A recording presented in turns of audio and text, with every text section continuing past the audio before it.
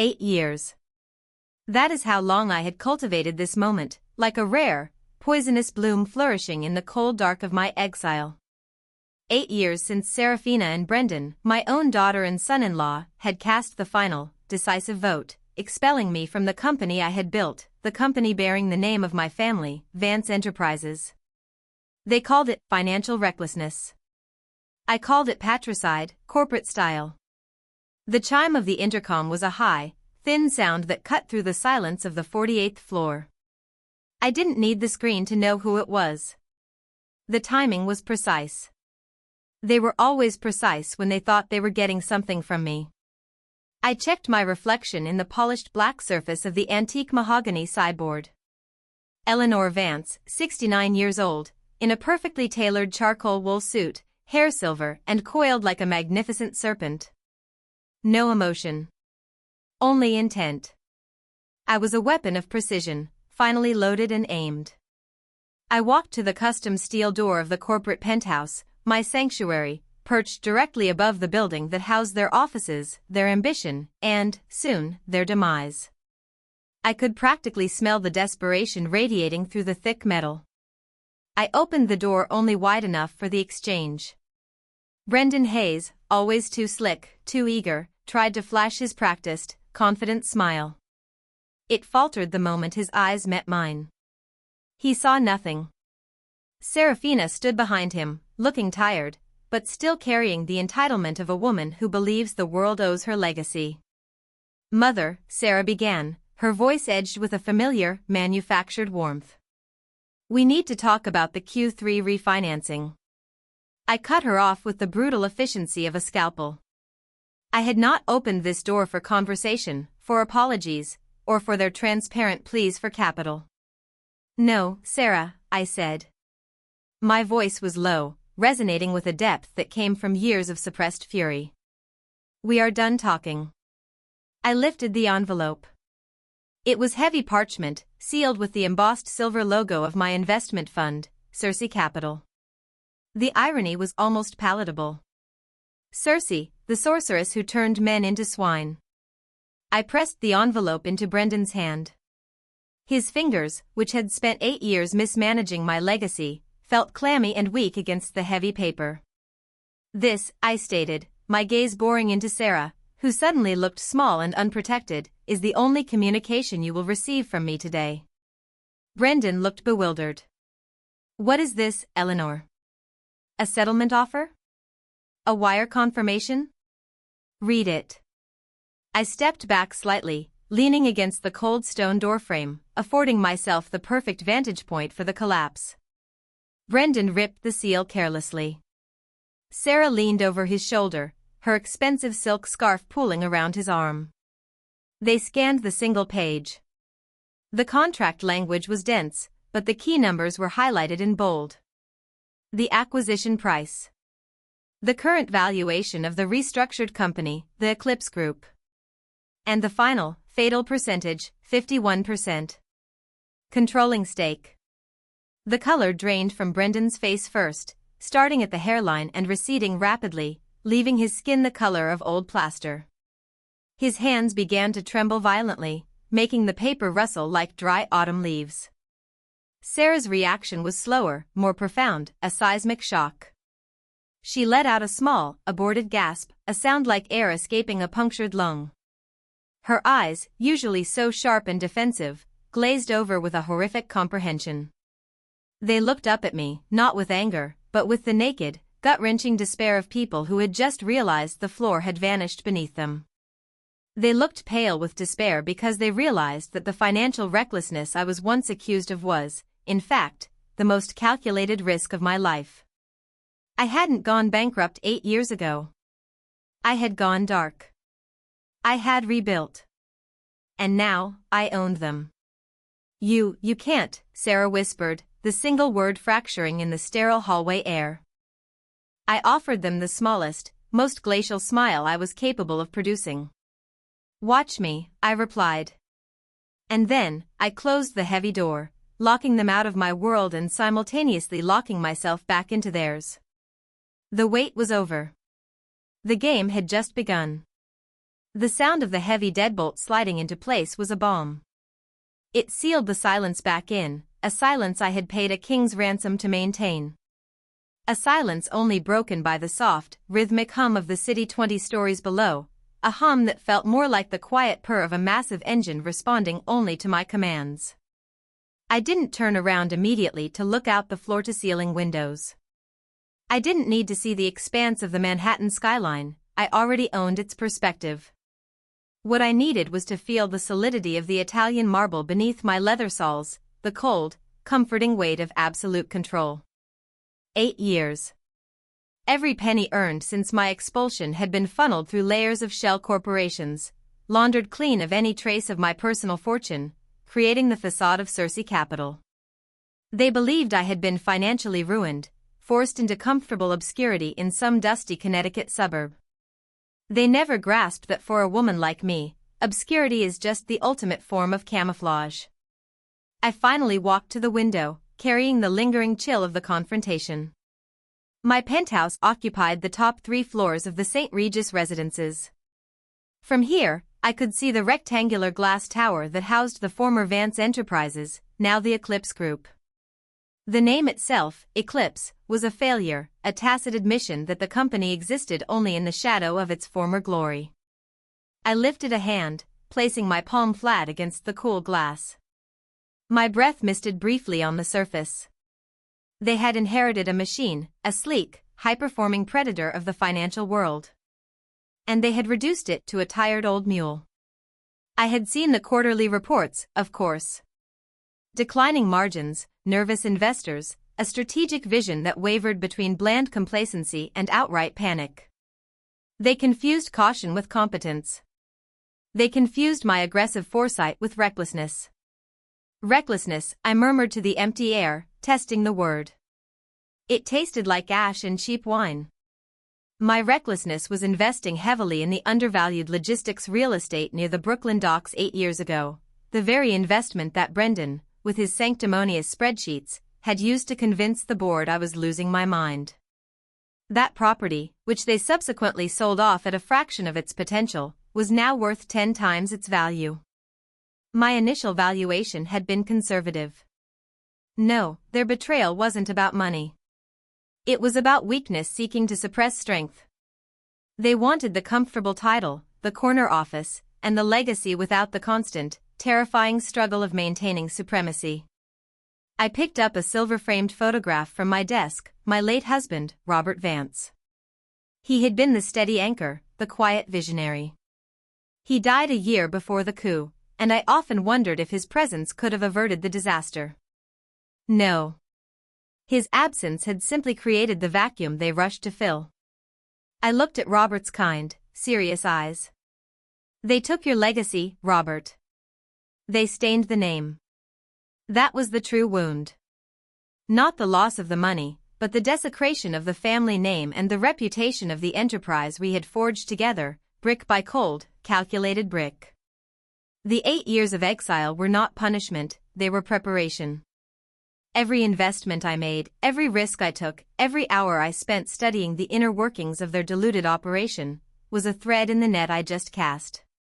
I moved into my library, a deep, dark room of oiled wood and ancient leather. My eyes landed on the single bottle of single malt Scotch I reserved for truly monumental occasions. Tonight qualified. I didn't pour a drink for myself, however. Instead, I picked up the phone. The dial tone, crisp and instantaneous, was a confirmation of my return to the real world of high stakes. "Get me Marcus Thorne," I commanded the assistant who answered on the first ring. Marcus was my lawyer, my confidant, and the only man who knew the full scope of my plan, the man who had kept the legal machinery oiled for 8 years. He had tried to dissuade me, citing the emotional damage this would inflict on Sarah. The thought of Sarah brought a different kind of pain, a dull ache that resided permanently beneath my sternum. She was my daughter. She had my intelligence, but none of my discipline. She had chosen her mediocre husband and the comfortable narrative of victimhood over the demanding, dangerous path of true power. Marcus answered quickly, his voice gravelly with age and caution. "Eleanor." I assumed the delivery was made. Delivered and absorbed, Marcus. You should have seen their faces. Like children caught stealing a cookie they didn't even want. And now, he asked, the nervousness evident even through the secure line. What is the immediate next step? You can't just let them stew. Oh, Marcus, the stewing is essential, I said, walking slowly, running my finger along the spines of my economics volumes. But no. We move immediately. I want a complete forensic audit initiated first thing tomorrow morning. Every expense report, every contract, every line item dating back 8 years. I want to know exactly how deep the rot goes. Eleanor, that will paralyze the company. It's an act of war. That is precisely what it is. An act of war. They declared it 8 years ago when they betrayed me. I am merely concluding the siege. I paused, leaning into the receiver, my voice dropping to a conspiratorial whisper. And Marcus, make sure the audit team pays specific attention to any transaction related to the assets I fought to keep, the Brooklyn Dock land, and especially any mention of the S-22 allocation. I want to know why they were so eager to get rid of it. That, I suspect, is the key to the entire rotten structure. Marcus sighed, a sound of resigned exhaustion. You are a terrifying woman, Eleanor. Only when necessary, Marcus. Only when necessary. I hung up. The cold satisfaction had already begun to recede, replaced by a tense, focused energy. This wasn't just about the company anymore. The look on Sarah's face hinted at something deeper than mere financial anxiety. There was fear there. And fear, I knew, was the only currency that bought real loyalty or real betrayal. My own reckoning was only just beginning. I had reclaimed my empire, but the cost, I sensed, would be paid not in dollars, but in blood. S-22. The memory of that cursed transaction, the reason they had fabricated my downfall, still burned, a flickering match in the deep darkness of my mind. I needed to know what truly lay hidden behind their treachery. The scotch remained untouched. Alcohol was a lubricant for reflection. Tonight, I required the clarity of crystalline ice water. My mind, however, did not grant me immediate peace. It was a cruel machine designed to replay the most painful footage with shocking clarity. Tonight, it chose the boardroom, 8 years ago. September 14th. The day the world ended, and then began anew. The room smelled of stale coffee and desperation. Not my desperation, but the palpable, sickly scent of men attempting to appear more confident than they were. The mahogany table, where I had presided over countless successful campaigns, now felt like a chopping block. I was fighting for the Brooklyn Dock initiative. It was a massive, high-risk play into future logistics infrastructure. I had presented the numbers, the projections, the inherent genius of the timing. The board members, old associates, men I had hired, mentored, and in some cases, funded their children's education, sat like stony gargoyles, their faces unreadable. Then Brendan, always sitting slightly too straight, too poised, cleared his throat. Eleanor, he began, using my first name in that nauseatingly professional tone. With all due respect to your formidable vision, the numbers simply don't support this kind of leveraged risk. Not now. Not when the market is stabilizing. He looked around the table, securing the nods he had obviously purchased in the preceding weeks. This move, Brendan continued, projecting a sickening sense of measured concern, appears reckless. Financially reckless, given the current exposure of the firm. I remember the wave of sheer, blinding indignation that washed over me. I had built this firm through calculated risks. Every dollar they now managed was forged in the fire of aggressive strategy. Reckless? I countered, slamming my hand on the table. The sound echoed the fury in my chest. I am protecting the future of this company, Brendan. You are protecting your comfortable salary. This move guarantees us a controlling position in the Northeast Corridor for the next 50 years. Your analysis is timid and, frankly, insulting. The air crackled. Then, Serafina spoke. Sarah rarely spoke at board meetings. She was there as the VP of Corporate Communications, a title largely cosmetic, designed to keep her close and occupied. Her voice, when it came, was soft, but the content was a hammer blow. "Mother," she said, avoiding my gaze, staring instead at the polished surface of the table. "I understand the vision. But the optics, the timing is terrible. And frankly, the debt exposure is terrifying. It affects the family, too. We can't afford this kind of instability." The family. She wielded it like a shiv. That was the moment I realized the conspiracy went deeper than professional disagreement. Sarah wasn't worried about the company's stability, she was worried about her position in the company. She was worried that my aggressive style overshadowed her, and she was terrified of the debt risk because she didn't possess the sheer force of will required to manage it. The resolution was read, a vote of no confidence regarding the current strategic direction of the CEO, Eleanor Vance, citing concerns of financial overexposure and potential long-term liability. The votes were cast, quiet, measured affirmations of my downfall. When it came to Sarah, she looked up, met my eyes for a fraction of a second, and whispered, "I." The physical sensation of that betrayal was immediate and searing. It wasn't the shock of losing the company, it was the sudden, breathtaking pain of being stabbed by your own child. The oxygen seemed to rush out of the room. My ears roared. I stood up, pushing back my chair with a violent scraping sound that finally broke the silence. I didn't plead. I didn't threaten. I was too stunned, too wounded to perform. I looked directly at Sarah, then at Brendan, then at the rest of the cowering assembly. "You believe you are saving this company," I said, my voice dangerously low. "You are not. You are signing its death warrant out of fear and mediocrity. And you," I pointed a rigid finger at Sarah, "will spend the rest of your life living in the shadow of this moment. You traded power for comfort. You will regret that exchange every single day you sit in my chair." I didn't wait for a response. I collected my briefcase, which contained only a single pen and a notepad, and walked out. I didn't look back at the room that had been my kingdom. Later that evening, after the severance papers were delivered to my home by a nervous junior associate, I called Marcus. "They think they've won," I told him, standing in the middle of my empty living room, the city lights mocking me. "They have the company, Eleanor," Marcus cautioned gently. "They have the shell, Marcus. The soul is still mine. They underestimated me.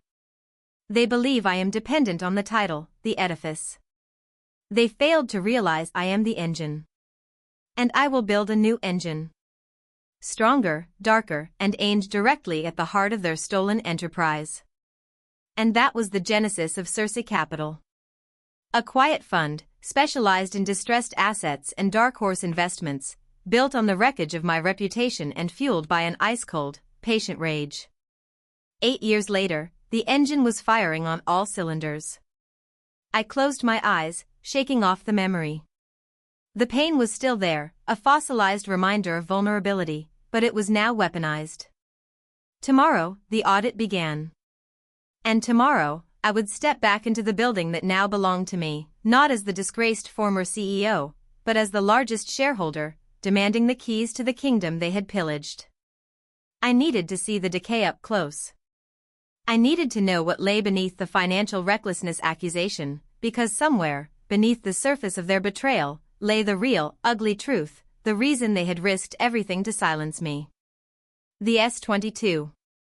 The following morning, I took the executive lift up to the 30th floor of the Eclipse Group headquarters. It was a calculated affront. They had not yet deactivated my key card, a bureaucratic oversight that pleased me immensely. I rode the elevator alone, watching the numbers climb, feeling the familiar pressure against my eardrums. I was rising back to the place from which I had been so violently expelled. I was dressed impeccably, a gray sharkskin suit that managed to convey both absolute authority and complete emotional detachment.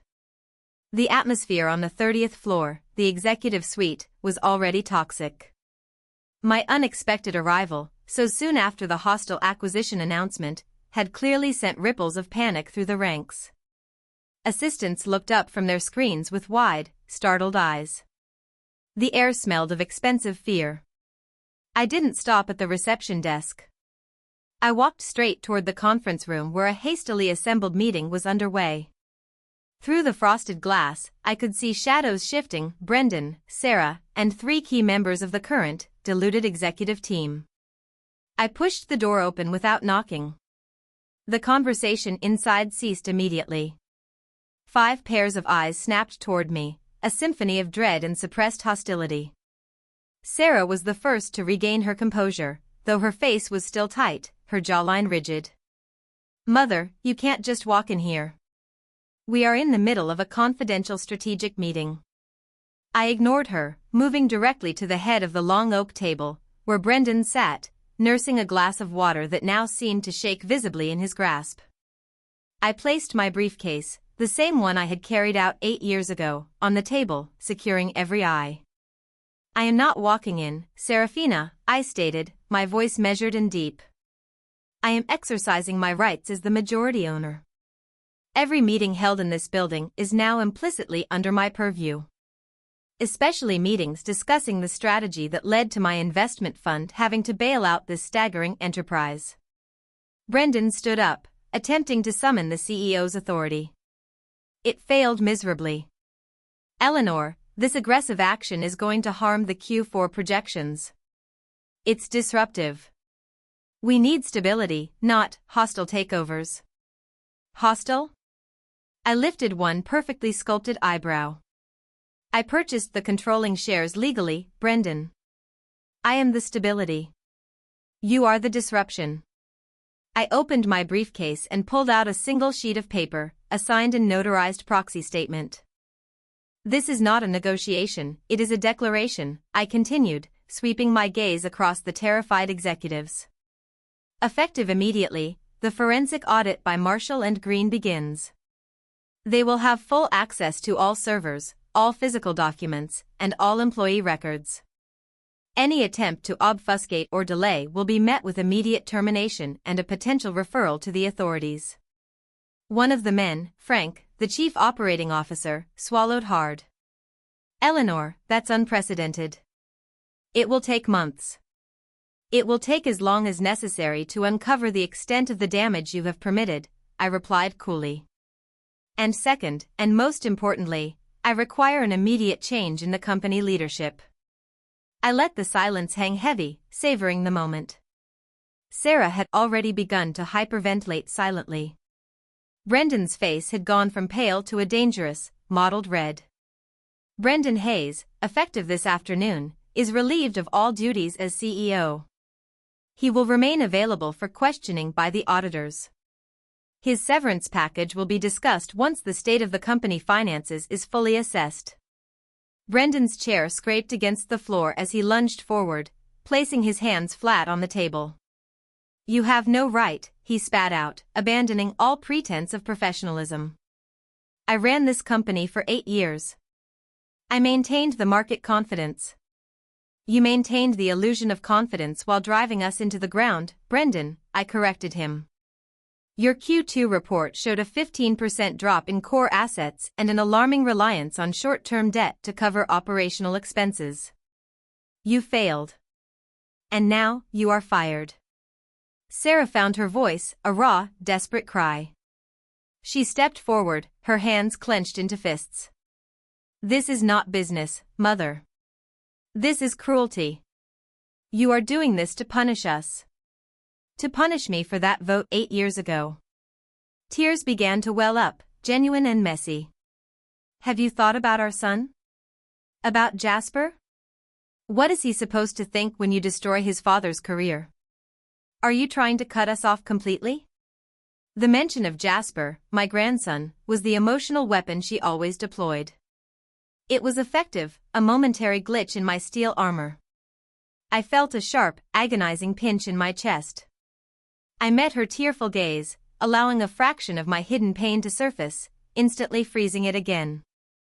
"Serafina," I said, her name a reprimand. You and Brendan should have considered Jasper when you mismanaged the inheritance that was meant to secure his future. The company is near insolvency. If I hadn't stepped in, you would have lost everything within the next 6 months.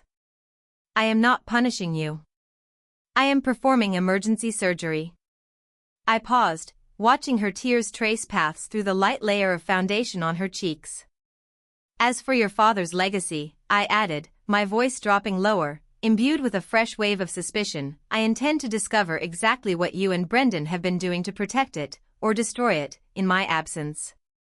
I turned back to the remaining executives, who sat frozen like statues. The new interim CEO is Marcus Thorne. He will take over immediately.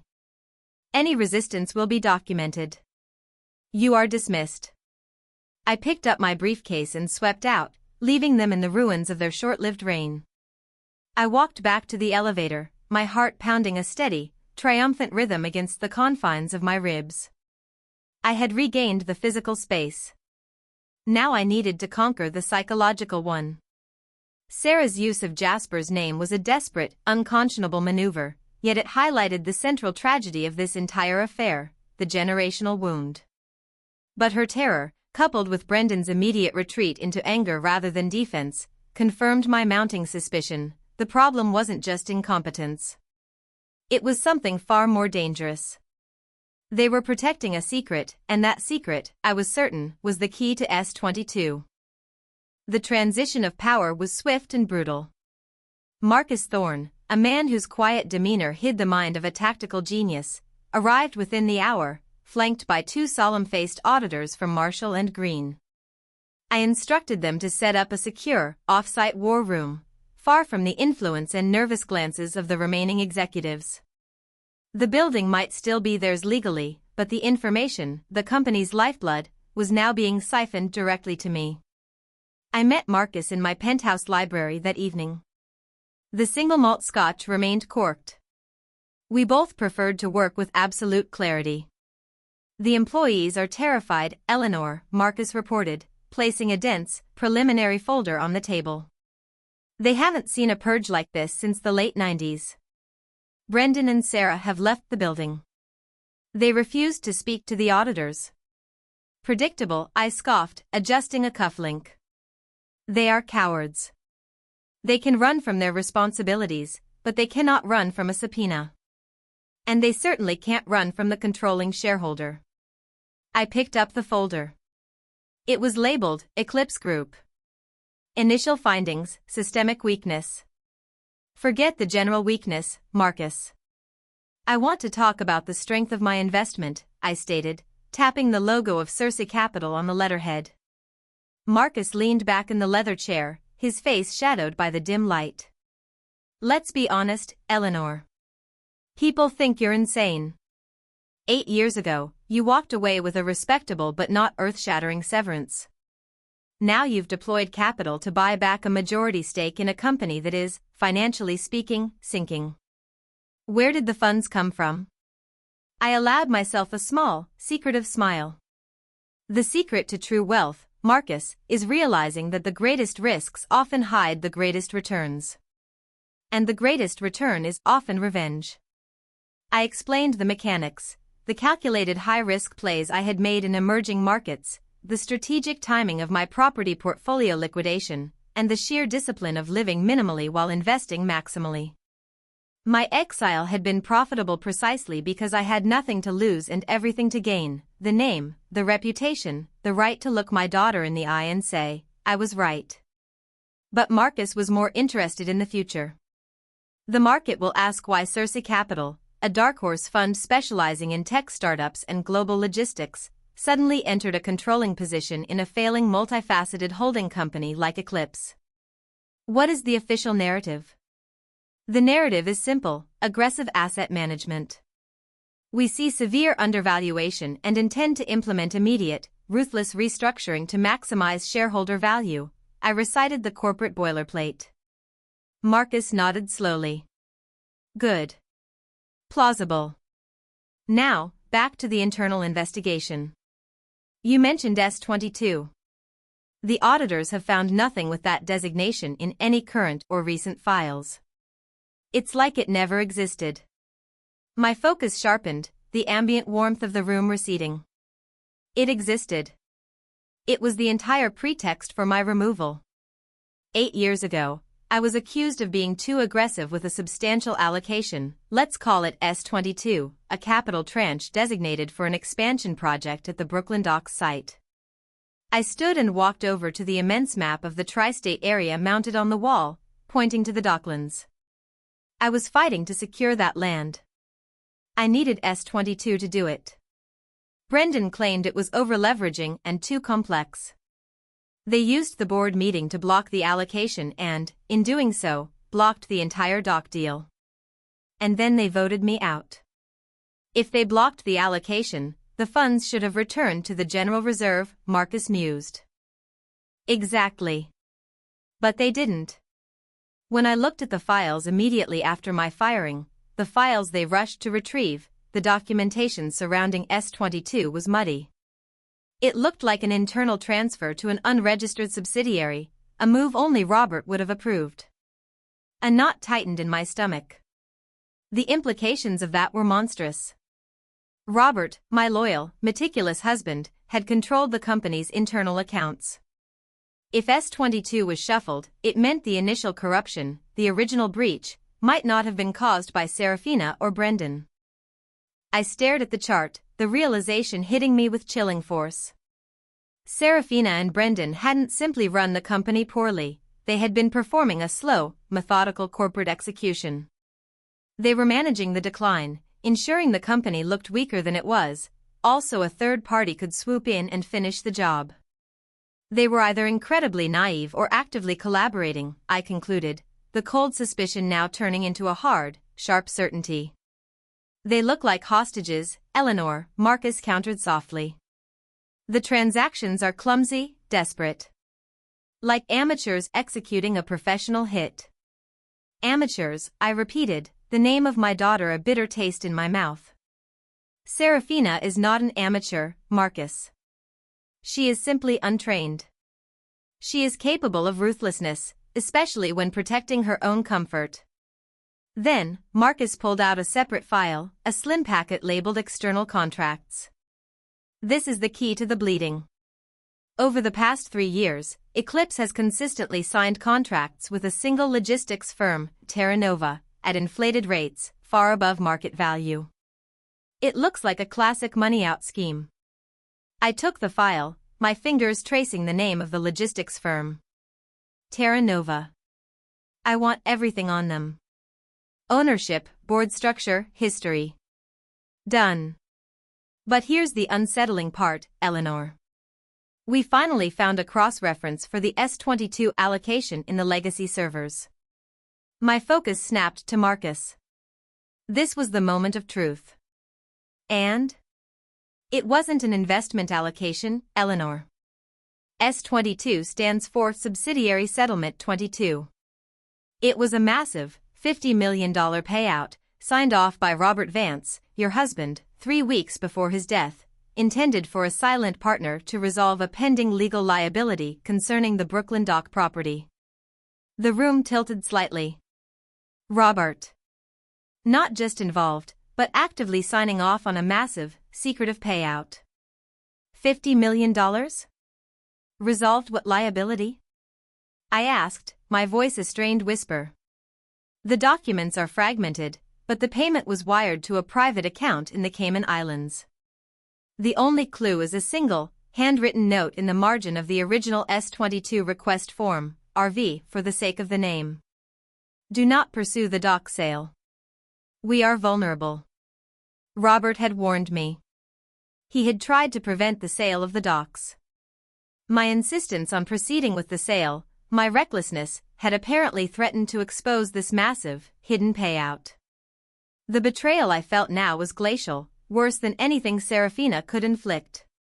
Robert, my partner, the man I idealized, had committed a corporate crime right under my nose, a desperate attempt to bury a secret that could destroy the family name. So, 8 years ago, I said slowly, piecing the fragments of the conspiracy together, when I pushed for the dock sale, I was unknowingly threatening to expose Robert's $50 million payout. Sarah and Brendan didn't throw me out because they thought I was reckless with company money. They threw me out because they were terrified I would uncover their father's secret, and in doing so, expose the entire company to criminal investigation. It seems that way, Marcus conceded gravely. They protected Robert's memory at the cost of your reputation and, ironically, at the eventual cost of the company itself. No, I countered, standing abruptly. They protected his memory for a while. But who are they protecting now? Who is forcing them to sell off the company piecemeal through these fake contracts and the Terra Nova logistics firm? The answer was cold, simple, and utterly terrifying. The recipient of the $50 million payout, I concluded. The silent partner who Robert paid off to make the liability disappear. He didn't disappear. He's back. He's the one running the scheme. And Sarah and Brendan are just paying the blackmailer, trying to keep the secret buried, even if it means destroying everything. I looked at the complex flowchart, no longer seeing financial transactions, but the chilling outline of a ghost exacting its price. My initial quest for vengeance had dissolved. This was no longer about a boardroom coup. This was about criminal enterprise, blackmail, and protecting the core truth of my life, my marriage, from utter demolition. I needed to see the docks. I needed to see the place where Robert's terrible decision had been born. I needed to know what was worth $50 million to keep silent. The weight of the new truth that Robert, my late husband, was the source of the rot, was a crushing burden, heavier than the burden of managing Eclipse Group. It shifted the moral landscape entirely. I was no longer the righteous avenger, I was the unwilling cleanup crew for a dead man's transgression. But the immediate threat was not Robert's ghost, it was the blackmailer using Serafina and Brendan as puppets. And the most immediate, agonizing emotional consequence was Jasper. I arranged a meeting with my grandson not at the sterile command center, but at a neutral, almost aggressively cozy location, a high-end French bakery in the Upper East Side, a place Sarah always loved. I needed familiarity, but without the toxic presence of his parents. Jasper Hayes, 15 years old, arrived looking like a young man forced into a suit 3 sizes too big. He was tall and rangy, with Serafina's dark hair but Robert's serious, thoughtful eyes. He was guarded, a fortress of adolescent resentment. He refused the offer of a croissant. He merely sipped a sparkling water, looking everywhere but at me. "Thank you for coming, Jasper," I began, striving for a tone that was neither corporate nor overly affectionate. "Mom said I had to," he muttered, fiddling with his phone, clearly rehearsed. I ignored the jab. "I wanted to talk to you about what's happening. You know your grandmother has purchased a large part of the company." He finally looked at me, and the venom in his eyes was palpable. "I know you fired Dad. You destroyed his job. Mom said you always wanted to get back at them, and you finally did." The words, though childish, struck a nerve. He wasn't entirely wrong. My initial motivation was vengeance. "Jasper, your parents told you a simplified version of events," I said carefully. The company was failing. It was in deep trouble. I stepped in to save it. "Save it," he challenged, his voice cracking with emotion. "Dad worked so hard. He was stressed all the time. And now he just sits at home, drinking coffee and talking to lawyers. Mom cries constantly. This is your doing, Grandma." I felt the familiar, sharp pain, the moral dilemma. How much truth could I burden a 15-year-old with? Could I tell him his father was a pawn in a massive corporate blackmail scheme? Could I tell him his beloved grandfather, Robert, was the root cause? "Your father made mistakes, Jasper. Serious mistakes that put the jobs of hundreds of people at risk." My decision was hard, but necessary. "They said you only care about money and power. That family means nothing to you," he accused, echoing Serafina's desperate narrative. I leaned forward, resting my elbows on the table, forcing him to meet my gaze. "Look at me, Jasper. Your grandmother built that company not for power alone, but for stability. For you. I wanted that legacy to be strong and clean for your generation. Your parents let it become weak and dirty. He flinched, but held the gaze. Dirty how? I hesitated. I couldn't expose the full truth yet, not until I had secured the evidence. I opted for a half-truth, aimed at planting a necessary seed of doubt. The company was being systematically drained of funds, Jasper. Not by your parents, but by someone using them. Someone powerful, who threatened them. Your father and mother were trying to keep something secret, and in doing so, they put the entire company at risk. They were protecting themselves, yes, but they were also frightened. Jasper's hostility wavered, replaced by confusion. Threatened? Who would threaten them? That is what I am trying to discover, I admitted. And that is why I need your help. He scoffed. My help? I'm 15. Exactly. You are outside the corporate structure. You hear things. You observe things your parents don't tell their employees or their lawyers.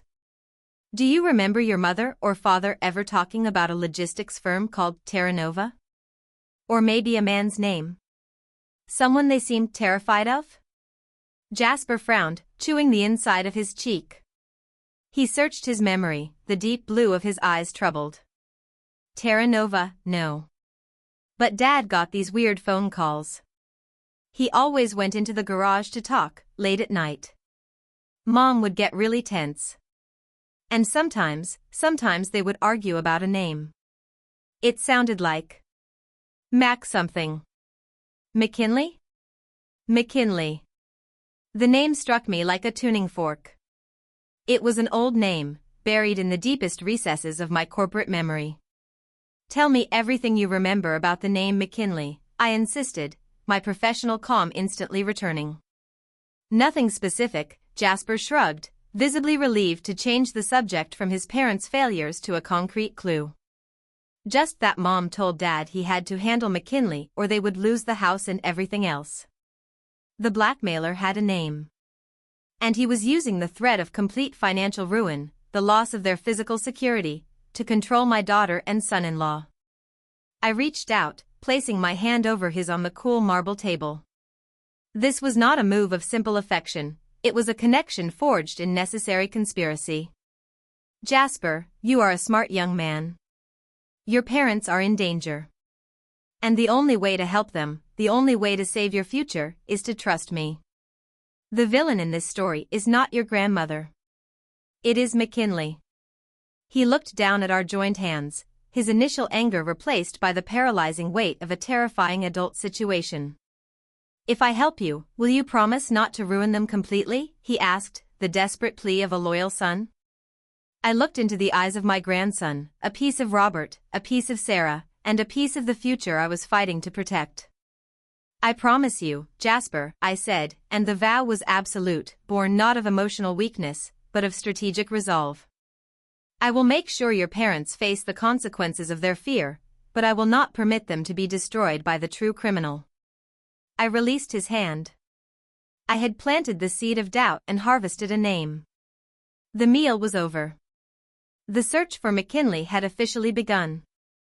The next morning, armed with the names Terra Nova and McKinley, I traded my tailored suit for functional, dark clothing, a heavy, cashmere coat and stout leather boots. I felt ridiculous, like an aging spy preparing for a clandestine operation, but this was necessary fieldwork. The corporate battlefield had moved from the polished mahogany of the boardroom to the muddy, industrial edges of Brooklyn. I drove the long route out to the Docklands, the place where the conflict had begun 8 years ago.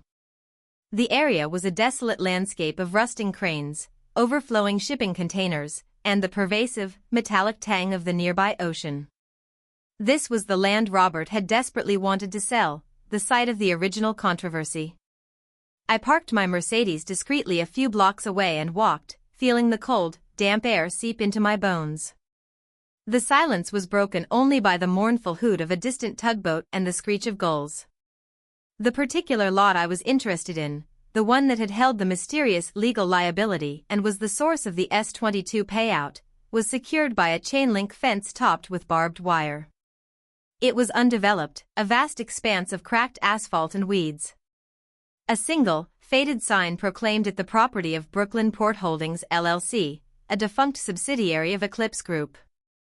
I found a weak point in the fence, a section where the wire had been clumsily cut and rebraided, likely by local teens. I slipped through easily, feeling a momentary flicker of adrenaline that I hadn't experienced since my days as a young CEO closing a precarious deal. The land was marked by deep tire tracks, suggesting recent, heavy vehicle activity. This lot wasn't dormant, as the records claimed. Someone was using it. I walked toward an old, squat warehouse structure, a relic of the pre-containerized shipping era, that stood isolated in the middle of the field. Its windows were broken, boarded up with sheets of stained plywood. As I approached, I noticed a subtle, unmistakable scent, not the brine of the ocean, but the heavy, chemical odor of diesel and stale cigarette smoke. I pushed against the main loading door. It groaned, but surprisingly, it wasn't locked. Inside, the warehouse was a cavernous space of shadows and dust motes dancing in the weak light filtering through the high windows. It was nearly empty, save for a few overturned barrels and some scattered remnants of industrial packing material. But my eyes immediately went to a smaller, enclosed office space built into the corner of the structure. The door was ajar. I moved slowly, deliberately, my boots crunching on the dusty concrete floor. Every nerve ending was alert. Inside the office, the scene was one of hasty abandonment. A cheap, battered desk was covered in fast food wrappers and energy drink cans. On the wall, pinned with rusty tacks, was a large, hastily sketched logistics map of the tri-state area. And then I saw it. Scribbled in black marker across the top of the map was the familiar logo of the blackmailing entity, Terra Nova Logistics. This was where they were operating from. The logistics firm buying up Eclipse's assets was running its core operation out of a decommissioned warehouse on the very piece of land Robert had paid $50 million to keep secret. On the desk, half hidden beneath an invoice, I found a small, personal item, a faded photograph of an older man in a company polo shirt, shaking hands with a younger Robert Vance. I picked up the photo, my breath catching in my throat. The man in the polo shirt had a sharp, predatory look in his eyes, a thin smile that didn't reach his eyes. I knew that face. I hadn't seen it in years, but the memory was instant and venomous. Leo McKinley. Leo McKinley had been my chief financial officer 15 years ago. A brilliant analyst, but a dangerously opportunistic man with a profound sense of entitlement. I had fired him when he was caught trying to funnel minor, questionable bonuses to several high-level executives to build a personal voting bloc. It wasn't outright theft, but it was treachery. I had exiled him quietly, ensuring he couldn't poison the company. He was the silent partner. He was the one who knew the secret. I quickly checked the scattered documents on the desk. They weren't complex contracts, but manifest logs, shipping containers, dates, and destinations. The recent logs showed shipments marked fragile goods being moved frequently under the Terra Nova banner. The addresses were not traditional distribution centers, they were private storage facilities in small, private airports outside the city perimeter. I pocketed the photograph and a few of the manifest logs. Then, I noticed something else, a loose floor tile near the back corner of the office. It looked different, recently disturbed. Using the toe of my boot, I nudged the tile. It slid aside easily, revealing a small cavity in the concrete slab beneath. Inside the cavity was not cash or weapons, but a small, heavy black box, a safe deposit box, the kind banks use for bulk storage. Taped to the lid was a cryptic, yellowed note. RV Insurance. S22. The realization hit me with the force of a physical blow. Robert hadn't just made the $50 million payout. He had also created a safety net, an insurance policy in case McKinley ever returned. The safe deposit box. But how did he access this box? The key. Where was the key? I looked around the small, grimy office, my heart pounding with a mixture of fear and frenetic excitement. McKinley had left this place hastily, but he hadn't cleaned it out entirely. He knew about S22, but did he know about Robert's insurance policy? I looked at the photograph again, the smiling faces of Robert and McKinley. The ghost of my marriage was real, and it was tied to this man, this vengeful, patient schemer. I backed out of the warehouse, slipping through the fence cut, the salt air suddenly feeling heavy and suffocating. I had the name, the location, and the evidence of the systematic theft. But I needed the key to unlock Robert's secret insurance policy before McKinley realized what he had left behind. I gripped the manifest logs in my pocket. The fragile goods. McKinley was not just draining assets, he was moving something. Something valuable, likely something connected to the initial liability that Robert had paid $50 million to cover up. I returned to my car, the quiet satisfaction of finding McKinley replaced by the chilling dread of what the S22 safe deposit box might contain. My revenge had spiraled into a high-stakes investigation of my husband's darkest secret. And now I was racing against a man who had waited 15 years for his revenge. The revelation of Leo McKinley's involvement and the existence of Robert's hidden insurance had completely dismantled my 8-year narrative of righteous anger. I drove back to the city in a state of quiet, focused shock. The car felt like a sealed capsule of memory. I needed to understand why. Why had Robert Vance, the man who preached financial probity, betrayed everything he stood for? I pulled the car over, resting my head against the cool leather headrest, allowing the memories of the final days with Robert to wash over me. Robert died suddenly, a massive, unexpected coronary event 1 year before the boardroom coup. He had been unusually tense in those final months. Now, looking back through the lens of S22 and McKinley, the tension made dreadful sense. It was a late autumn evening, about 2 weeks before his death. We were in our bedroom, the usual tranquility disturbed by an odd, restless energy in Robert. He was sitting at his antique writing desk, not working, but simply staring at a sheaf of papers. He looked worn, his shoulders slumped. "Robert, what is it?" I asked, approaching him slowly. "The quarterly report is finished. You seem haunted." He flinched when I touched his shoulder. "Haunted is the right word, Eleanor. I feel like I'm standing on the edge of a cliff, and the wind is picking up." "Is it the company? Are we in trouble?" I pressed. He sighed, running a hand over his silvering hair. "The company is fine. Mostly. It's just the periphery. Sometimes, Eleanor, the decisions you make years ago, the compromises, they come back at the most inconvenient times. They become liabilities." He looked up at me then, his eyes filled with a deep, weary remorse that I had misinterpreted at the time as simple exhaustion. "I have tried to clean up a very old mess, Eleanor. A mess that predates you and me, but one I inherited the obligation for. It's nearly done. I think I've neutralized the threat." "What threat, Robert?" "If it's financial, tell me.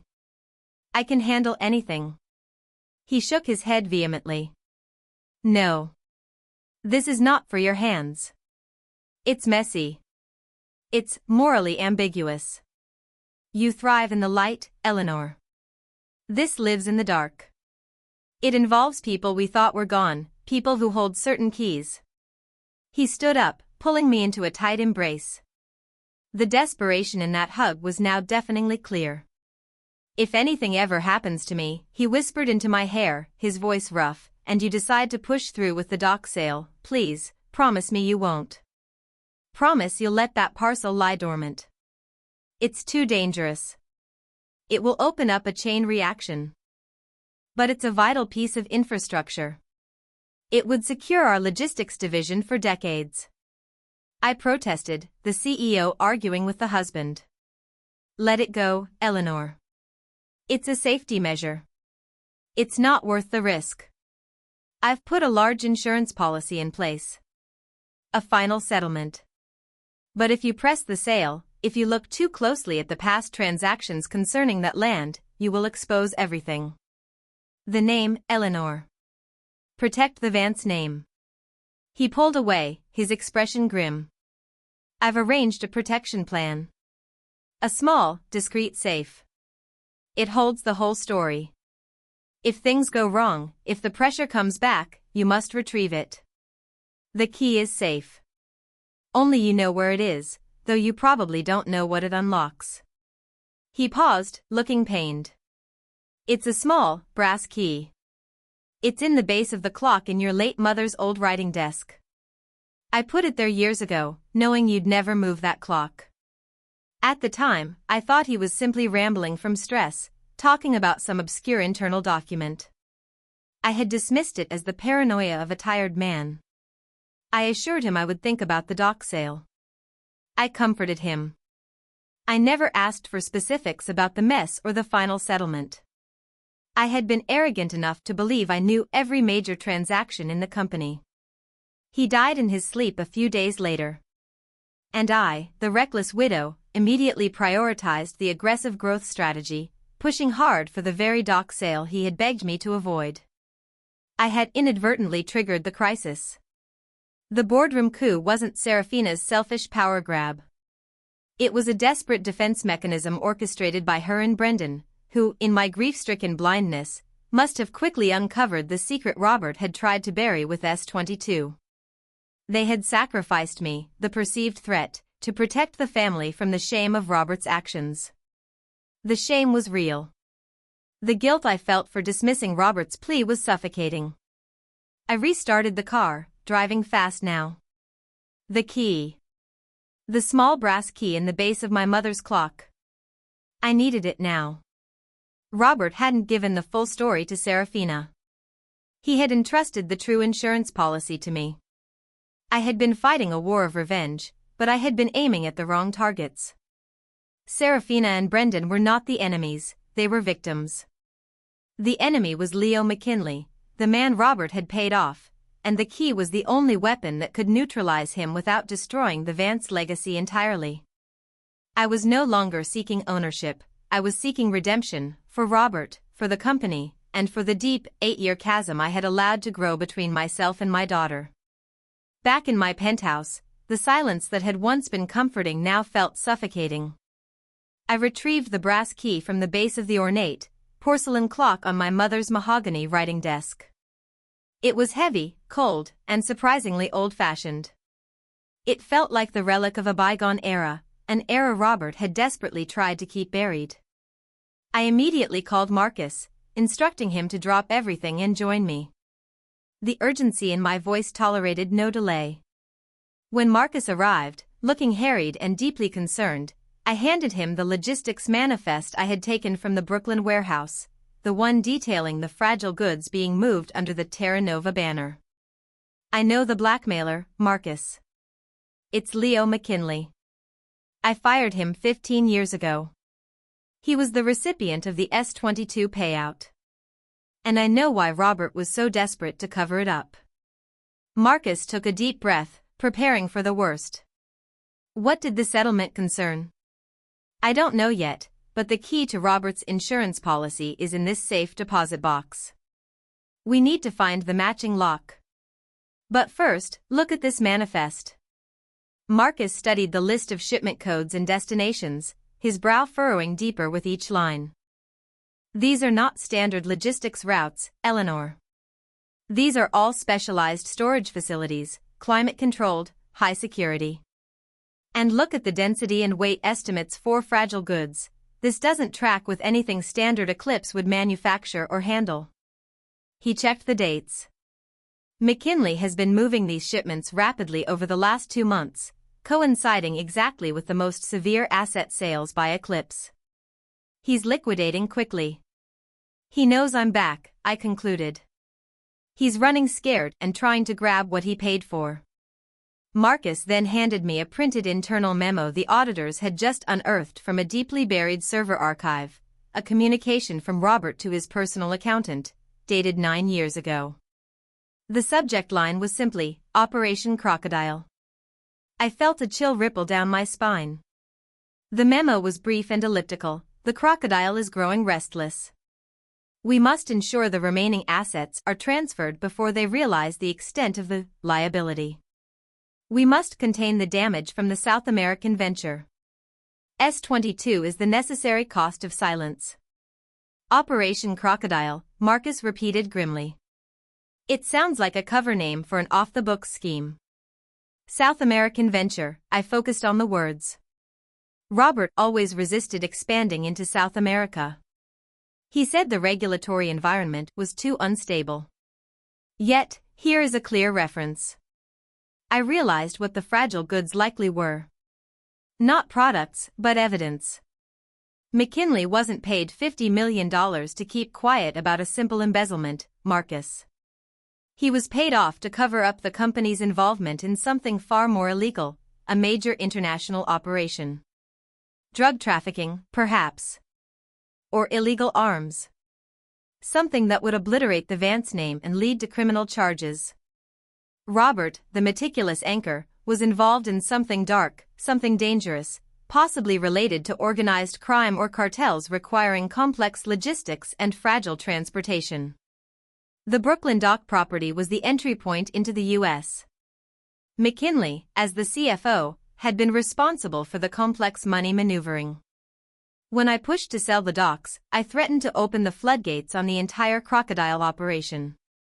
Sarah and Brendan knew some of it, enough to know their father was implicated, enough to know I had to be stopped.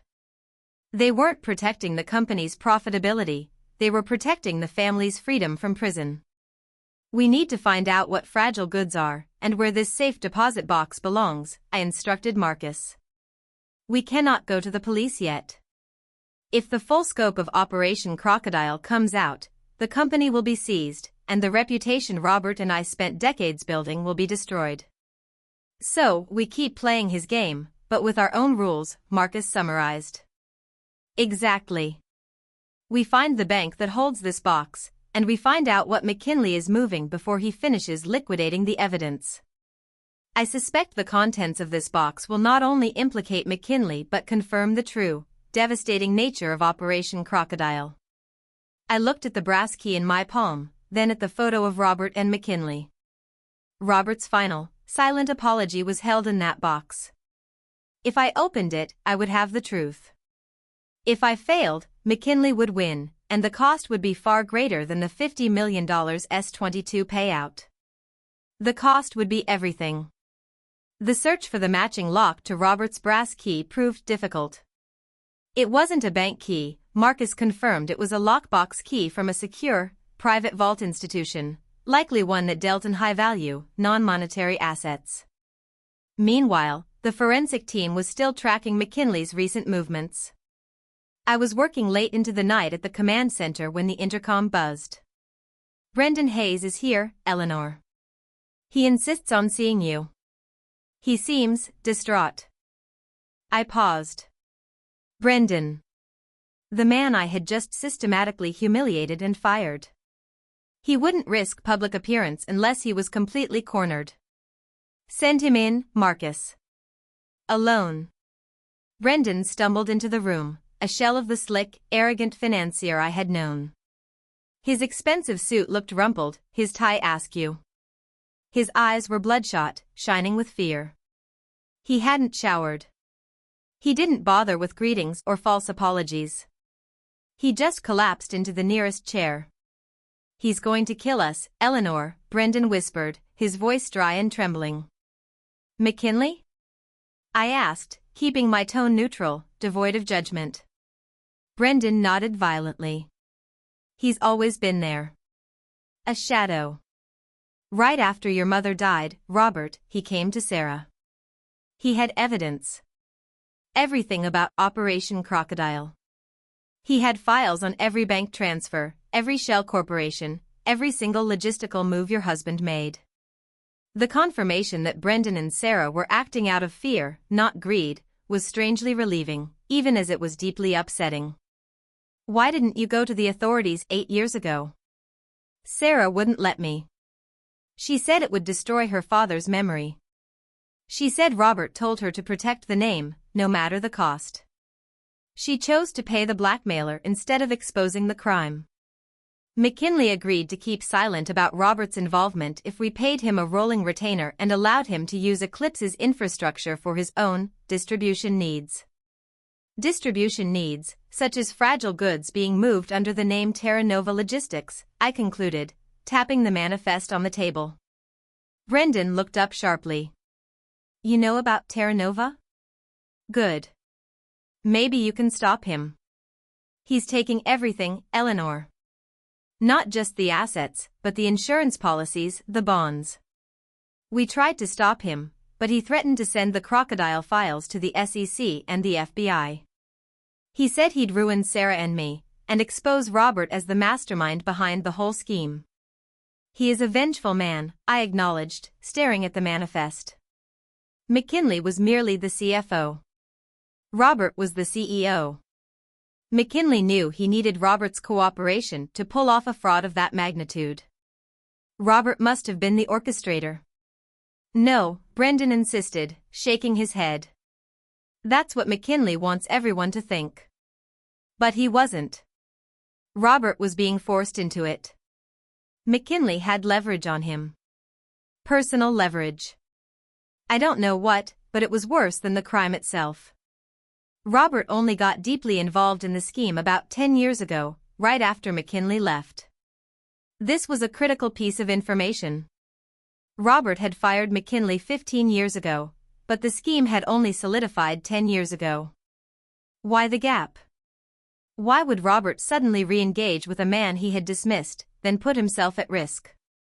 What was the South American venture about, Brendan? Brendan's eyes darted around the room nervously, as if the walls might be listening. It wasn't corporate, Eleanor. It was personal. Robert funded a massive humanitarian project in Venezuela 15 years ago. A medical supply chain.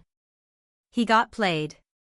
McKinley used that charity as a front to start smuggling high-value items, antiques, rare artifacts, possibly gold. McKinley needed the infrastructure, and Robert was his unwitting investor. When did Robert find out? About 9 years ago, just before his heart attack. He realized McKinley was using Vance Enterprises logistics to move contraband. Robert tried to shut it down, but McKinley had already documented everything.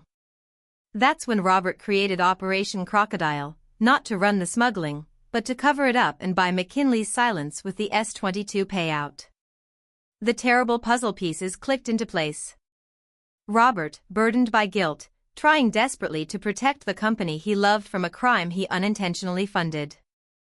So, the fragile goods McKinley is moving now are not just evidence, they are the remaining contraband from the original scheme, I realized. Exactly. He's liquidating the inventory before you can track it. He's planning to disappear with the money and the remaining goods. Brendan looked pleadingly at me. Eleanor, please. Stop him. We have no money left.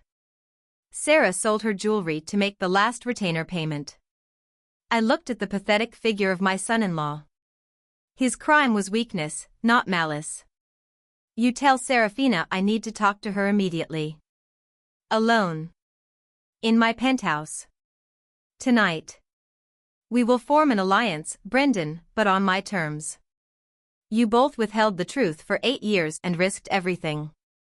Now, you will give me every piece of information you have on McKinley, including every bank account and communication log. Brendan stood up, his posture slightly straighter, a faint flicker of hope returning to his eyes. He had been drowning. I had offered him a lifeline, albeit a very sharp one. Thank you, Eleanor. We will tell you everything.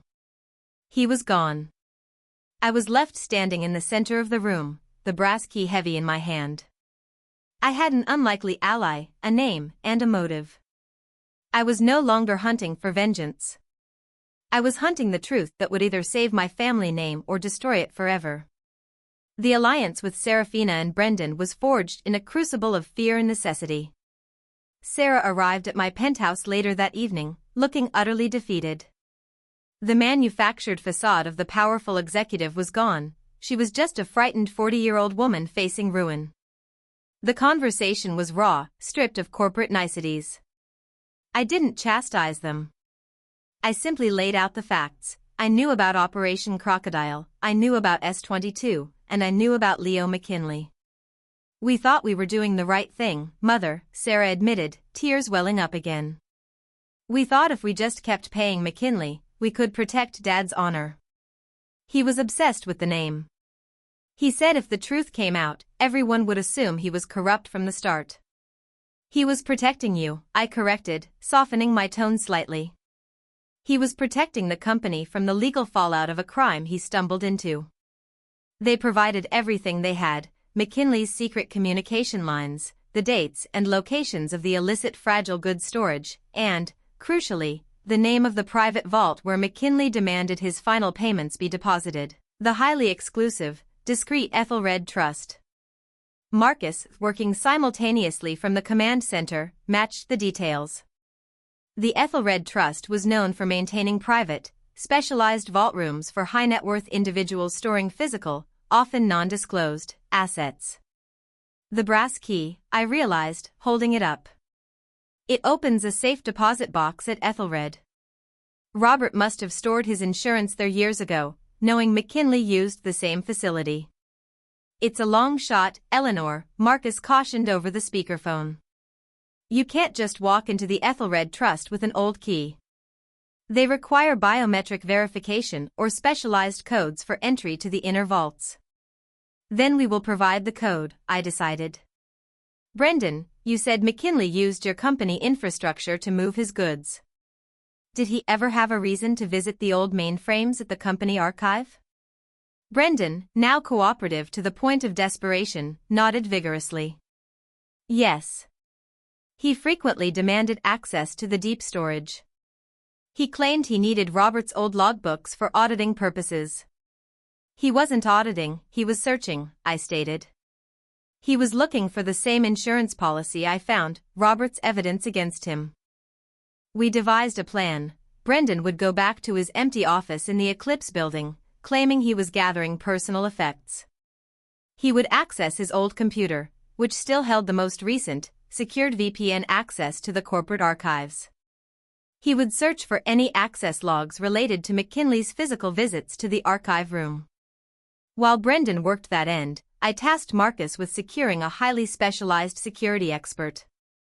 I wasn't just going to break in, I was going to use the threat of breaking in to gain access. The next morning, I drove directly to the financial district, to the imposing marble building housing the Ethelred Trust. I was met by the head of security, a stern, unflappable man in a bespoke suit. I didn't introduce myself as Eleanor Vance. I introduced myself as the primary legal proxy for Circe Capital, the largest creditor of Leo McKinley. Mr. McKinley is a client of yours, I stated, laying a folder containing undeniable evidence of McKinley's current money laundering operation on the polished table. My fund has seized his assets due to overwhelming debt. We know he maintains a private vault here. I have a court order demanding an immediate inventory of all physical assets he holds at Ethelred. The security officer remained impassive. We respect all court orders, madam. But we cannot allow access without the client's express biometric or coded authorization. Privacy is our main commodity. I understand that perfectly, I smiled, cold and sharp. Which is why I also bring this. I slid a second envelope across the table. It contained a single, devastating photo, Leo McKinley, 2 weeks prior, at the Brooklyn warehouse, overseeing the loading of a container labeled fragile goods. The container, visible in the background, was leaking a fine, white powder onto the dirty asphalt. It was a brilliantly staged photo, edited by a forensic expert to suggest the powder was illicit substance, not just industrial dust. The implied threat was clear. McKinley was not just a debt defaulter, he was a criminal operating on their property. Mr. McKinley is currently under investigation by federal authorities for activities that compromise the integrity of this institution, I informed the security chief, leaning in close. If his activities bring the FBI to your doorstep, your privacy commodity will be worthless. You need to verify if his holdings are compromising the trust. The security officer finally hesitated, a faint tremor running through his jaw.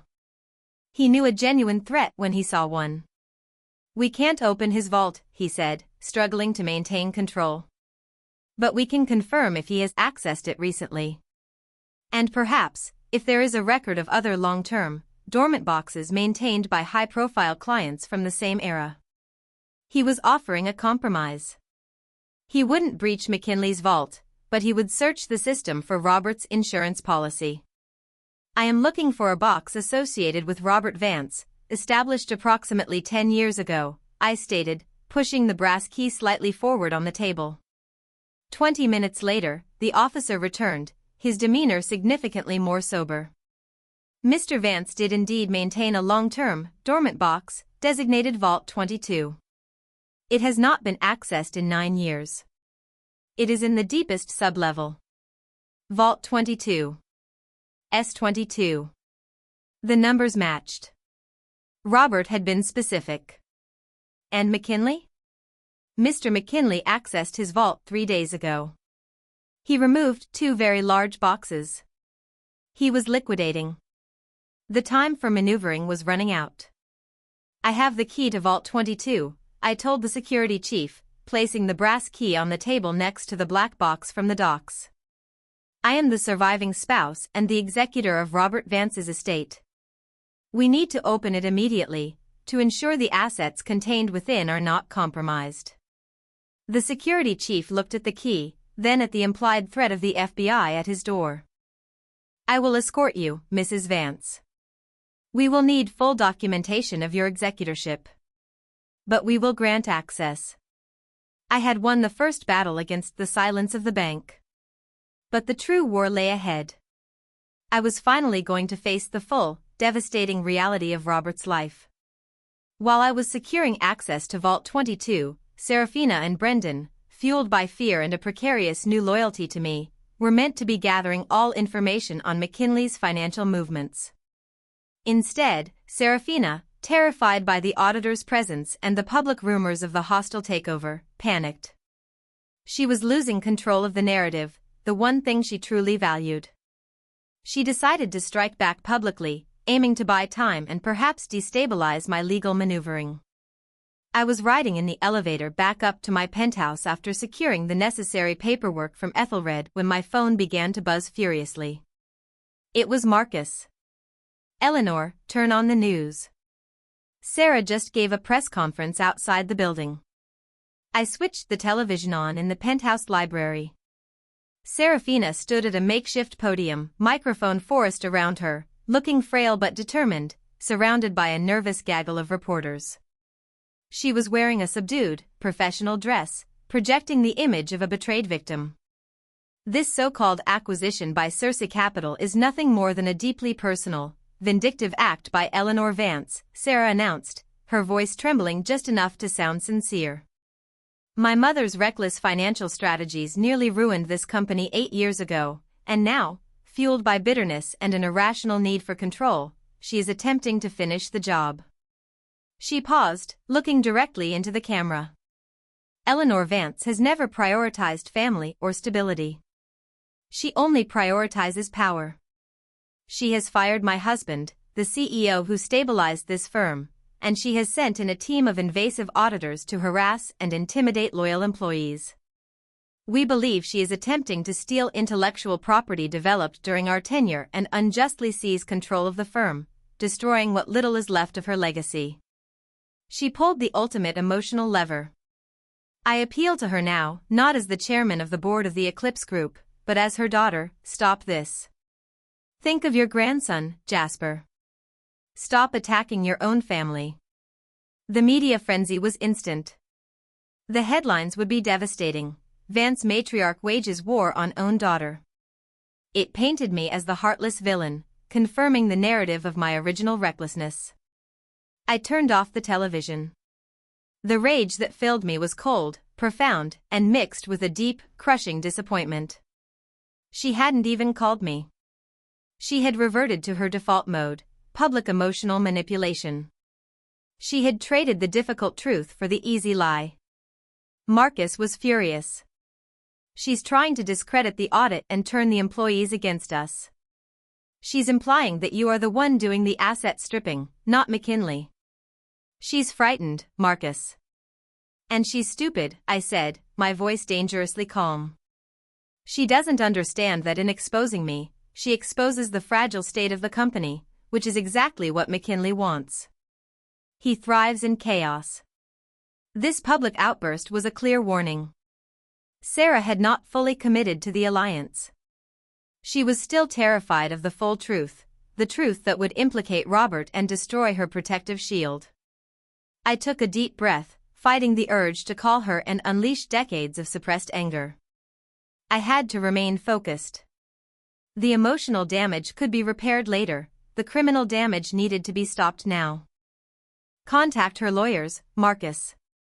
Inform them that the next public statement by Serafina will be met with a detailed public release regarding the state of the company's finances, the Terra Nova contracts, and a full disclosure of Leo McKinley's involvement in the systematic draining of assets. Make it clear that she can either stand with me and protect the name from the external threat, or continue this tantrum and watch me release the information that will put her and Brendan under federal investigation for complicity. I knew that threat, the threat of the law, was the only language that would bring her back in line. I looked at the brass key resting on my desk, the key to Vault 22. Serafina's pathetic maneuver had done one thing: it had made the need to open that box immediately paramount. I needed irrefutable evidence of McKinley's guilt and Robert's unwitting cooperation. I needed the truth to combat my daughter's self-destructive lies. The family war was still raging, but the true battle was waiting, locked away deep beneath the Ethelred Trust. The next morning, I arrived at the Ethelred Trust with Marcus, carrying the necessary legal documentation and the small, heavy brass key. The security chief met us, his demeanor stiff, clearly unnerved by the media firestorm Serafina had created. "We have confirmed the validity of your executorship, Mrs. Vance," he said, leading us down a series of highly secured corridors. The building was silent, built to withstand nuclear war and public scrutiny. Vault 22 is located in sub-level Delta. No mobile devices are permitted beyond this point. We descended 3 flights into the earth. The air grew cooler, heavier, smelling faintly of ozone and old metal. We passed massive steel doors and biometric scanners. This wasn't a bank, it was a mausoleum for secrets. Finally, we reached the vault room, a vast, circular space lined with thousands of numbered, stainless steel lockboxes. The officer led us to a small, private viewing room adjacent to the vault. A technician carefully retrieved box 22, a long, slim container. He placed it on a heavy steel table. I walked toward it, feeling the full weight of 9 years of emotional repression and false certainty pressing down on me. This box contained the true history of my marriage and the foundation of my professional downfall. The technician inserted his master key. I took the brass key, Robert's key, and pushed it into the secondary lock. The turning of the tumblers was loud in the silence. It was a perfect, satisfying click. The lid was heavy. I lifted it slowly. It was not filled with documents, bonds, or cash. It contained 3 items, all meticulously organized. 1. A small, leather-bound journal. Robert's handwriting, dated from 10 years ago up until the week of his death. 2. A flash drive, military-grade and sealed. 3. A single, thick manila envelope, sealed with red wax. I picked up the journal first. It fell open easily to the final entry, dated 3 days before his death. The cost of silence is ruinous. I've paid McKinley S22. I hate myself for what I've done to the integrity of the firm, but I had no choice. He threatened to expose the contents of the shipment and the extent of the Venezuelan operation. I had to protect her. She cannot know. I scanned backward, flipping through the meticulously neat handwriting. 10 years ago, Robert had discovered that McKinley, using the humanitarian supply line, was moving vast amounts of high-purity, uncut diamonds, blood diamonds, out of conflict zones, laundering them through the fragile goods logistics of Vance Enterprises. Robert wasn't the mastermind of Operation Crocodile. He was the horrified enabler. He couldn't go to the police because the scale of the diamond smuggling was so vast that he would be implicated, and the company would be destroyed, ruining Serafina's future. But why the leverage? What did McKinley hold over Robert? I flipped the journal back to the beginning. The second entry, 10 years ago. I cannot believe what I know. She told me the truth, finally. 15 years of lies. McKinley knows, too. He has the photo and the documents. If Eleanor ever discovers that Serafina is not my biological daughter, it will destroy her. I love Sarah as my own, but if McKinley exposes the truth of her parentage, and the fact that I covered it up and manipulated the records, Eleanor will never forgive me. I must buy his silence, at any cost. The words blurred before my eyes. Serafina. Not Robert's daughter. The ground beneath me truly collapsed. Not financial ruin, but a personal annihilation far more profound. Robert had been blackmailed not for money or power, but for the devastating secret of my marriage, the secret I hadn't even known. I had had an affair, briefly, intensely, decades ago, during a period of deep professional stress. I ended it, returned to Robert, and never looked back. Serafina was born 9 months later. Robert had always accepted her, raised her, loved her unconditionally. He had known. He had changed the records. And McKinley had found out. The S-22 payout wasn't to cover blood diamond smuggling, that was just the operational mess. It was to protect the lie of Serafina's parentage, which McKinley was using as leverage to force Robert to continue the smuggling operations and eventually cover them up. Tears, hot and sharp, finally burned my eyes. 8 years of cold fury at Serafina's betrayal had blinded me to Robert's ultimate act of selfless, terrifying love. I picked up the manila envelope, the red wax seal bearing Robert's personal crest. This was the final package. I broke the seal. Inside were 2 items. 1, a typed, notarized letter from Robert to me, dated 3 days before his death. 2, a large, glossy photograph. The photograph showed a group of men standing outside the Brooklyn warehouse, loading crates. In the foreground, unmistakably, was Leo McKinley, smiling. But next to him, directing the loading, was a younger Brendan Hayes, Serafina's husband. Brendan wasn't just a victim of blackmail. He was McKinley's active subordinate, likely involved in the smuggling operation before Sarah or Robert knew the full extent of the scheme. He was an accomplice who convinced Sarah to vote against me to protect himself from exposure, twisting the story to make Robert the sole victim. I read Robert's letter quickly. Eleanor, if you are reading this, McKinley has resurfaced. He has blackmailed me over Sarah's parentage and forced me to enable his crime. I am dying, and I have placed this evidence here to give you the choice. The flash drive contains irrefutable evidence of McKinley's diamond smuggling operations, including his direct connection to Brendan Hayes. You can save the company and expose the criminals, but you will expose the truth of Sarah's birth. The choice is yours: protect the company or protect her from a truth that will break her, and you. I held the 3 pieces of evidence: the journal detailing the affair, the flash drive detailing the crime, and the photo implicating Brendan. The ultimate betrayal was not Serafina's vote, but the lie of my own past. And now, I had to choose: the truth that would annihilate my daughter and justify my professional exile, or the lie that would protect her, but allow McKinley to disappear. I looked at Marcus, who, though standing a respectful distance away, had seen the change in my face, the shift from cold steel to volcanic devastation. We have the evidence, Marcus. The key is in the flash drive, I managed, my voice strained. But the cost of using it just became astronomical. We had reached the abyss. The next step was not about business, but survival. I left the Ethelred Trust with the contents of Vault 22. Marcus secured the private vault, ensuring that if McKinley tried to access it, he would find it empty. We returned to the command center. I had 12 hours before the emergency board meeting Serafina had called to depose Marcus and, by extension, me. Sarah and Brendan were waiting nervously. They knew their public attack had backfired. They were now begging for my tactical intervention. "He is moving the final shipment tonight, Mother," Sarah reported, wringing her hands.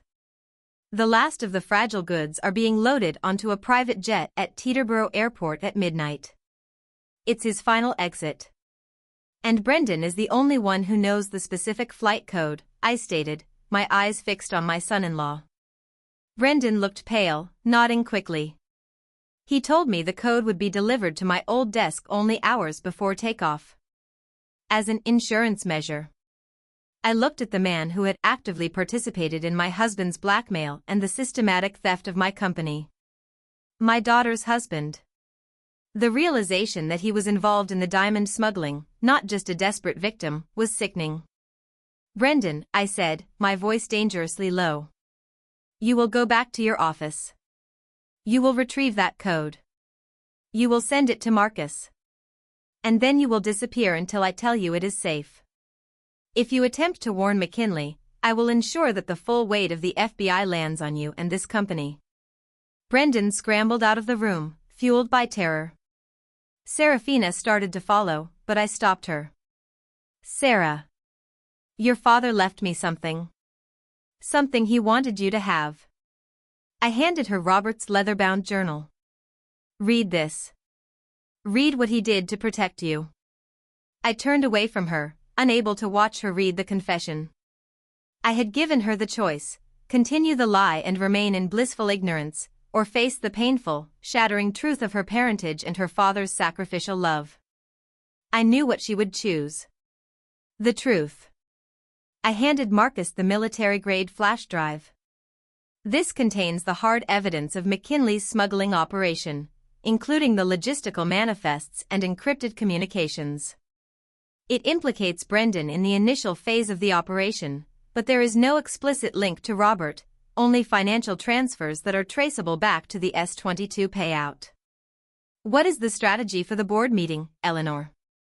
Marcus asked, his gaze fixed on the flash drive. "The board meeting is the stage," I replied. "The confrontation with McKinley is the climax."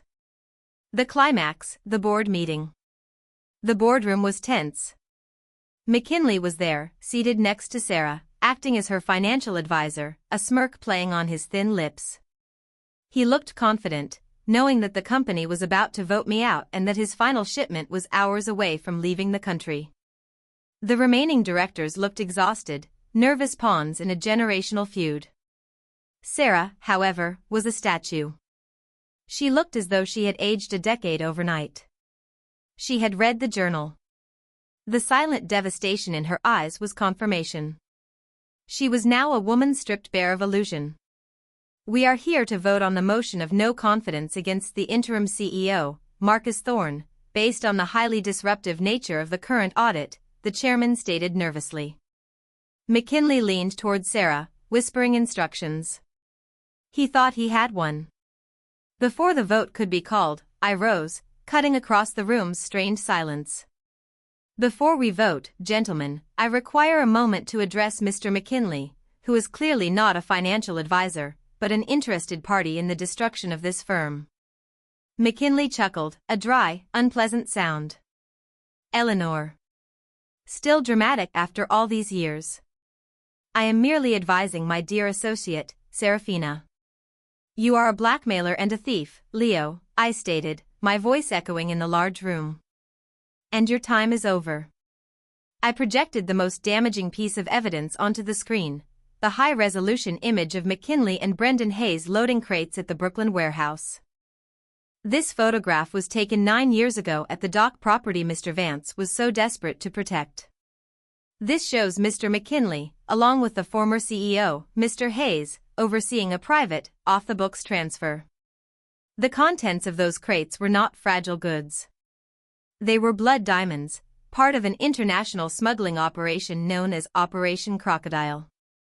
McKinley's smile vanished. He stood up, outraged. "This is insane slander.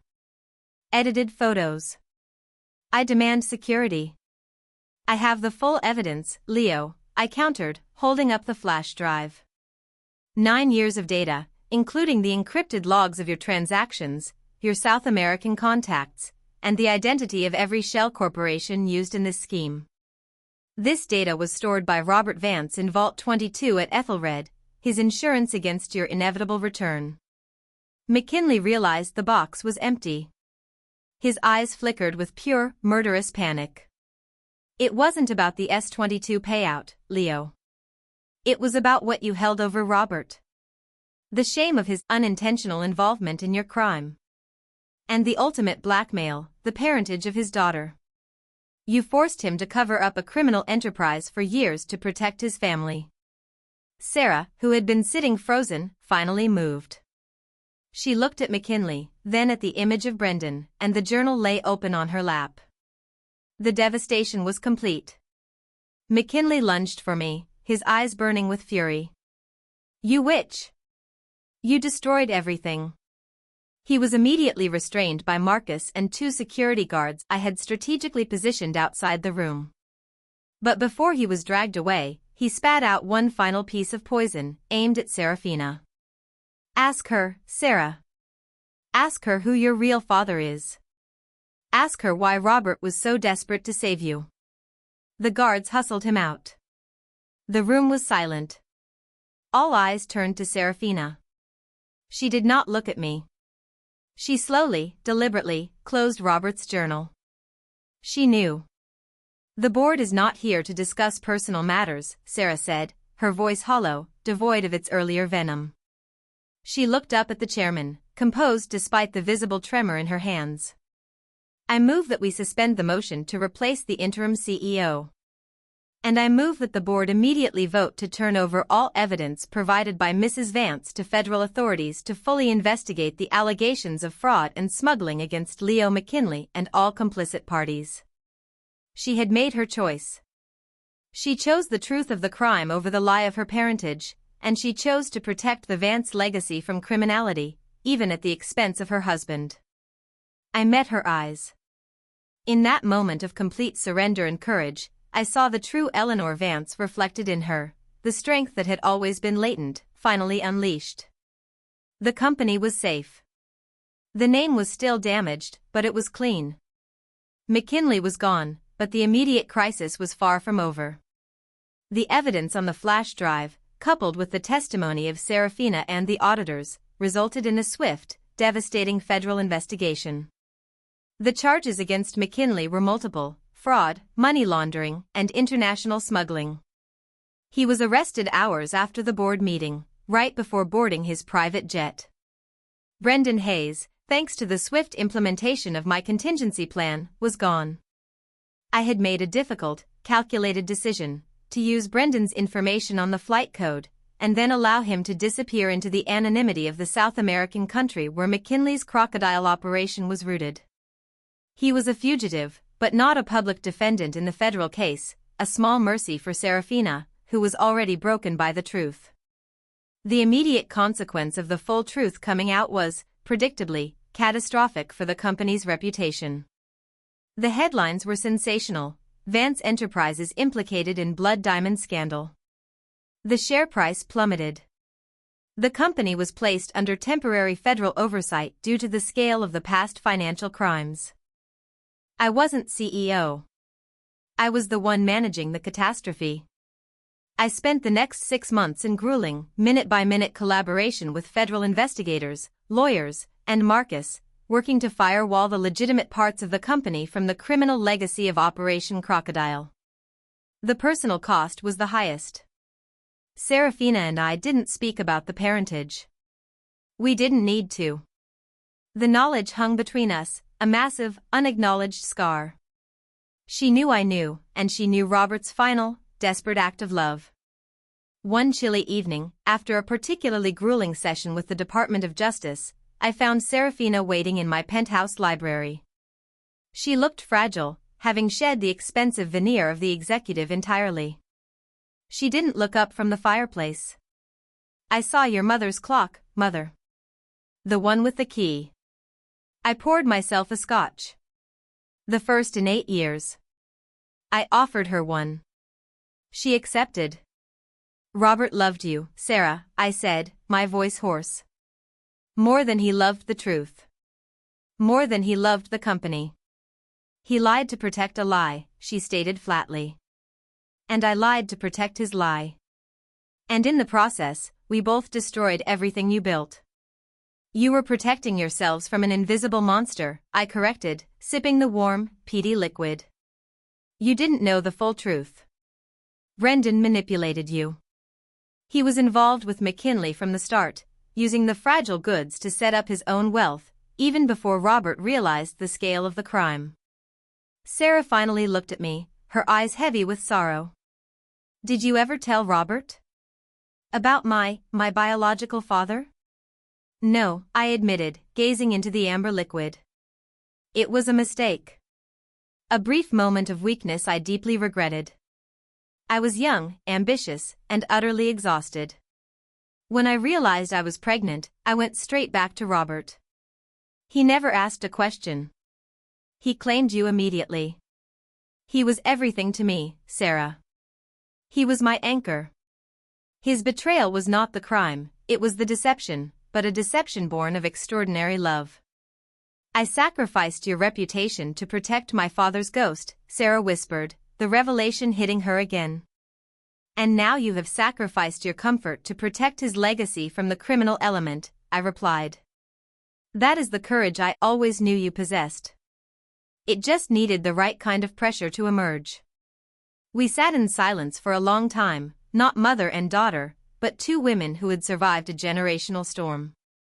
The company, Vance Enterprises, was formally dissolved. The name, tainted by the smuggling scandal, was retired. The remaining, profitable assets, the core investment divisions and IP, were acquired by a newly established, independent consortium, led by Marcus Thorne and myself as non-executive chairman. I didn't return to the CEO chair. I had accomplished my goal, the cancer was excised.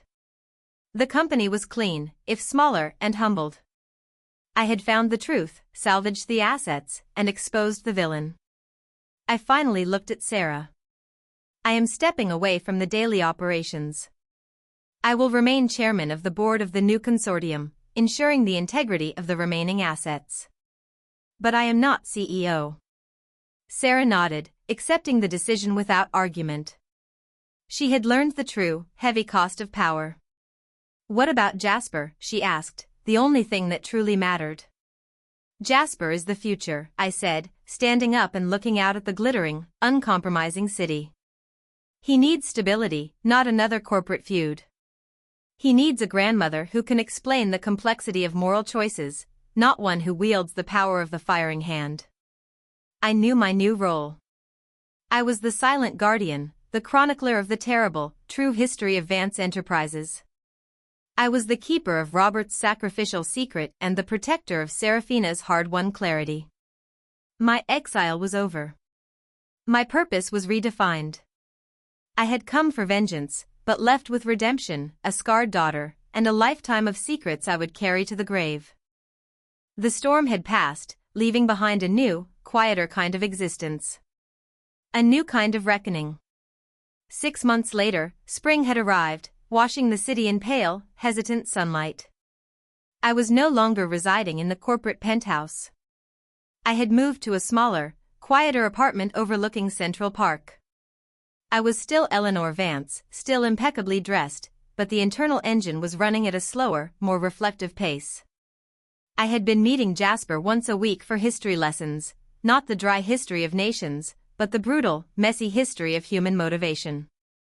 He knew his father was gone, but he didn't know the full, harrowing extent of the crime. Sarah and I had agreed to protect him from the deepest wounds. Today, Jasper was waiting for me on a park bench.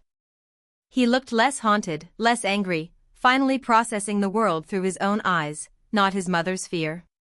"Grandma," he said, looking up from a book. "Did you ever really think about what you would have done if you hadn't bought the company back?" I smiled faintly, sitting beside him. "I would have built another one, Jasper. That's what people like me do. We build. But it wouldn't have been right. This company, the Vance Company, was our blood. And sometimes, you have to cut off a limb to save the life. He nodded, absorbing the brutal truth. Your mother is starting to find her footing again, I told him. Sarah was volunteering at a non-profit organization focused on corporate ethics, a quiet penance, a necessary path to reclaiming her own moral compass. She's calmer, Jasper conceded. She told me you saved us, Grandma. She said you risked everything to stop the bad man. I looked at him, at the innocence I had fought so hard to preserve. I saved the future, Jasper. But it was your grandfather, Robert, who paid the ultimate price to protect the past. Never forget that. I reached into my handbag, pulling out a small, heavy object wrapped in velvet cloth. It was the brass key from Vault 22. Your grandfather left this for you, eventually, I told him. It's the key to his conscience. It's the constant reminder that true integrity is not about never making a mistake, but about choosing to confront the truth when it matters most, even if it costs you everything. I placed the key in his palm. He closed his fingers around the cold metal, a small, profound gesture of acceptance. I had come full circle. I was no longer the exiled CEO, nor the vengeful majority owner. I was the keeper of the forgotten story, the one who held the key to the family's greatest tragedy and its hardest-won peace. The war for the Vance legacy was finally over. The cost was paid.